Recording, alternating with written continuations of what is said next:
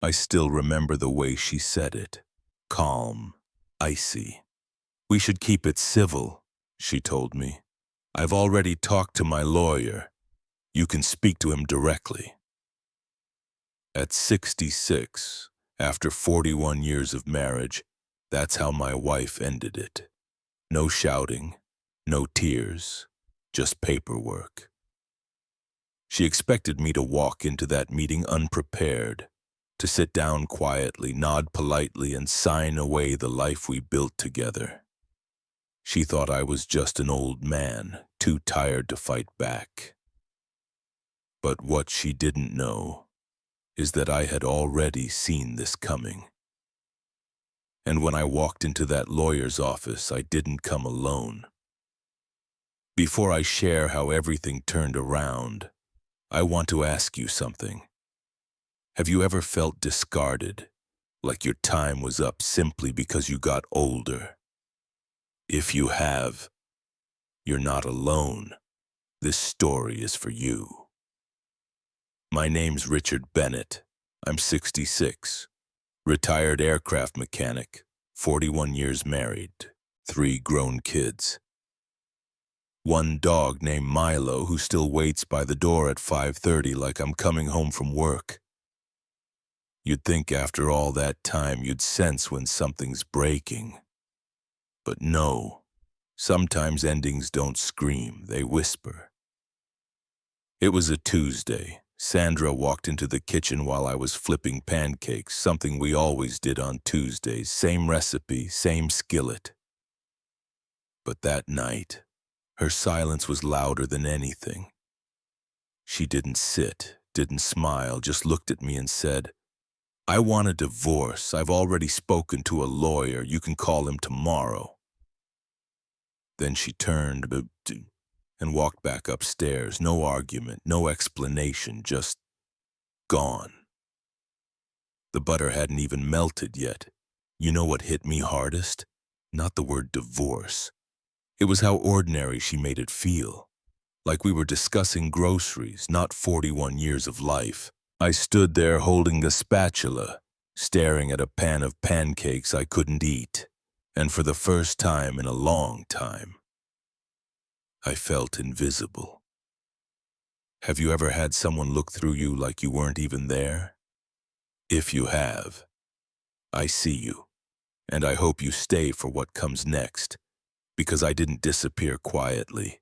I chose to listen first, and then I acted. The next morning I stood in the driveway just watching her back out of the garage. Same silver SUV, same wave from the steering wheel. Like nothing had changed, but everything had. I didn't call the lawyer that day. Instead, I sat in my workshop, held a wrench in one hand and nothing in the other. For 2 hours, I just stared at the tools on my pegboard, organized, dependable, unmoving, unlike my marriage. The silence in the house felt different now, not peaceful, but hollow. There were no fights, no slammed doors, just a cold space where warmth used to live. And yet, when I really thought back, I realized the signs had been there. The extra nights out with the girls, the phone she started keeping face down, the new perfume I hadn't bought. I hadn't wanted to believe it. So I didn't. I just cooked pancakes and mowed the lawn like always. Because routine is comforting, until it becomes denial. I guess I hoped that if I pretended everything was fine, it might be. But silence doesn't protect you. It just delays the hit. Have you ever told yourself things were okay, just because you couldn't bear the truth? I understand. I really do. But eventually, truth doesn't wait.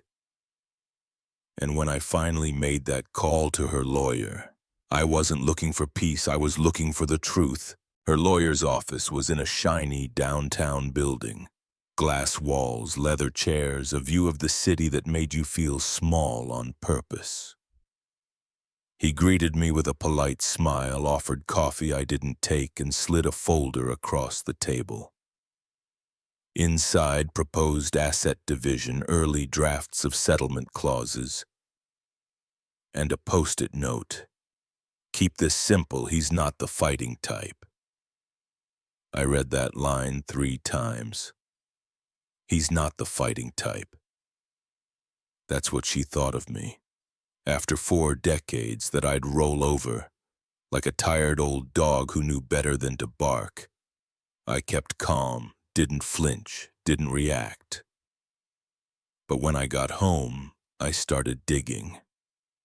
Old bank statements, property titles, our joint account, half drained 6 weeks ago.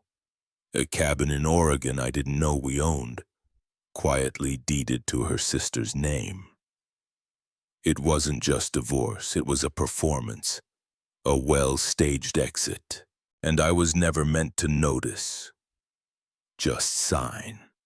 But I did notice, and that changed everything.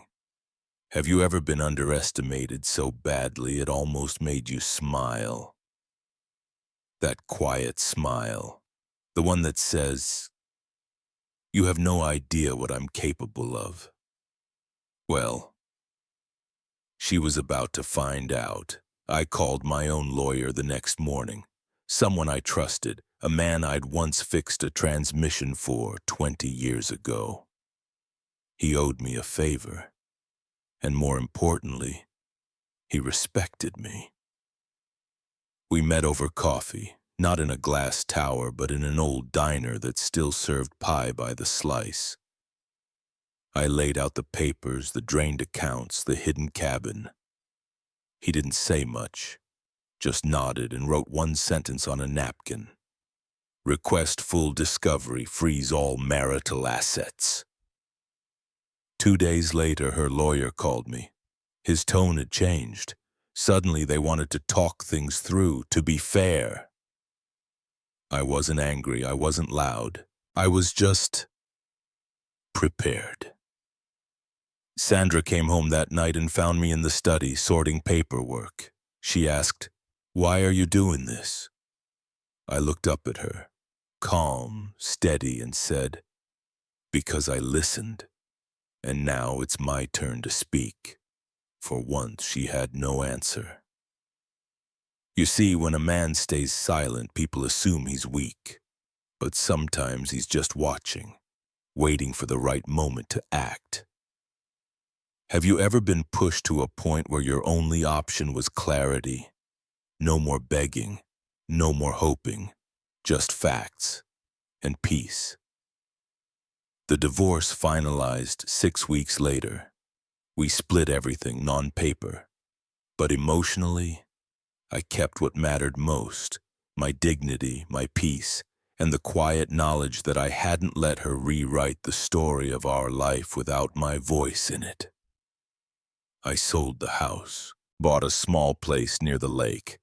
Nothing fancy, just enough room for me, Milo, and the sound of birds in the morning. I built a little garden out back, tomatoes, peppers, a single chair under the oak tree. Every morning I drink my coffee there.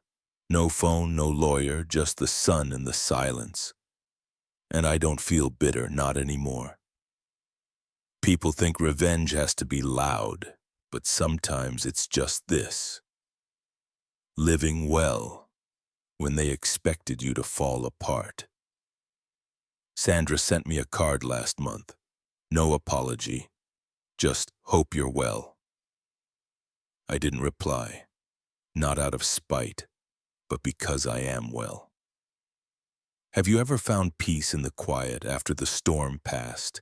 It's strange how calm it feels when you finally stop holding on to someone who already let go. And if you're standing in that place right now, I want you to know something.